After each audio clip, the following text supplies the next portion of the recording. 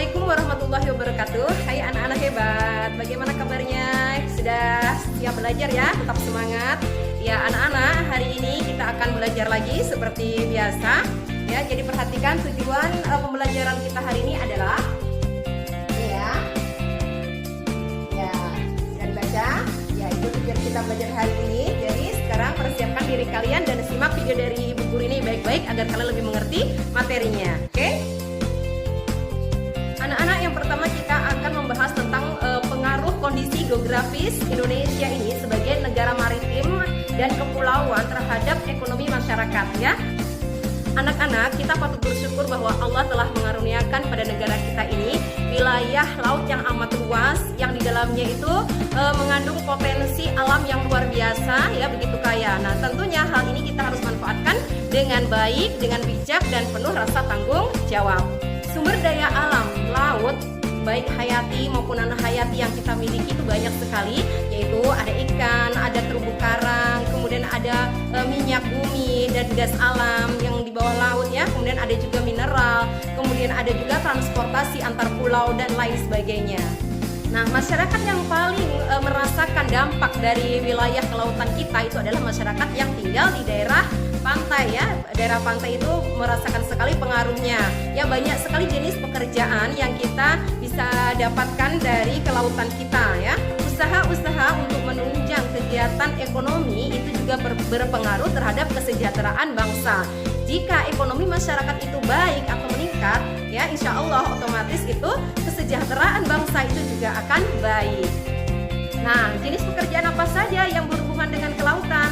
Nah, ini beberapa contoh jenis pekerjaannya ya. Nah, ada yang pekerjaannya sebagai nelayan, ini banyak kita jumpai di sekitar kita ya, karena kita ini juga tinggal di sekitar pantai ya, sebagai nelayan. Kemudian ada petani garam, ada juga yang orang-orang yang memiliki keterampilan khusus sehingga dia mampu merangkai kerang-kerang menjadi souvenir atau oleh-oleh cenderamata seperti ini. Ya, kemudian ada juga yang membuka rumah-rumah makan di pinggir pantai, kemudian ada juga yang membuat penginapan atau hotel di pinggir pantai sehingga itu menghadap laut lepas ya, itu banyak menarik wisatawan. Kemudian ada juga jasa transportasi laut atau penyeberangan antar pulau ya. Kemudian ada juga wisatawan itu yang suka menyelam untuk melihat keindahan terumbu karang kita ya. Kemudian selain itu ada juga ini usaha penambangan ya, usaha tambang minyak bumi di bawah laut. Dan tentu saja bukan hanya ini saja contoh-contoh jenis usaha yang berkaitan dengan laut, masih banyak sekali jenis pekerjaan yang kita tidak bisa sebut satu persatu. Tentu kalian nanti di sekitar kalian masih banyak jenis pekerjaan ya. Nah, kalian bisa sebut nanti atau bisa mencari tahu sendiri.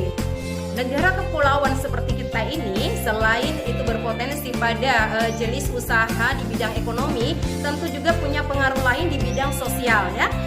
Hal ini karena banyak sekali negara-negara lain itu yang singgah ke Indonesia ya dalam jalur perdagangan. Kita tahu bahwa wilayah Indonesia ini diapit oleh dua benua, yaitu benua Australia dan benua Asia. Begitu juga dari segi samudranya, kita berada di antara Samudra Hindia dengan Samudra Pasifik. Jadi secara otomatis banyak sekali orang-orang dari luar negara kita itu singgah di Indonesia karena kita jalur perdagangan ya, sehingga kita itu berinteraksi dengan orang dari berbagai macam negara dan bangsa yang dimana adat istiadatnya itu berbeda dari kita.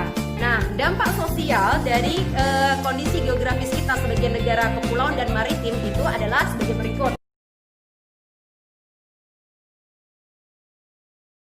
Keadaan wilayah geografis Indonesia yang diapit oleh dua benua dan dua samudra ini tentu saja membuat Indonesia banyak sekali disinggahi atau dikunjungi oleh orang-orang dari berbagai negara. Dan hal ini kadang menimbulkan sebuah masalah.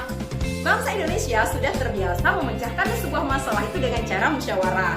Kegiatan pengambilan keputusan bersama atau musyawarah ini bisa kita lakukan di rumah, di sekolah, di lingkungan masyarakat, maupun dalam kehidupan berbangsa dan bernegara. Nah, salah satu contoh pengambilan keputusan bersama di lingkungan sekolah adalah saat kita memilih ketua kelas. Ini biasanya kita lakukan musyawarah dulu atau dengan cara mencari suara terbanyak ya dari teman-teman. Siapa yang memilih salah satu teman atau teman yang dipilih dengan suara terbanyak di kelas itu, itulah yang akan menjadi ketua ketua kelas. Itu salah satu contohnya. Nah, di lingkungan rumah coba kalian identifikasi atau kalian ingat-ingat kira-kira masalah-masalah apa saja yang biasanya itu dipecahkan secara bersama-sama oleh seluruh anggota keluarga.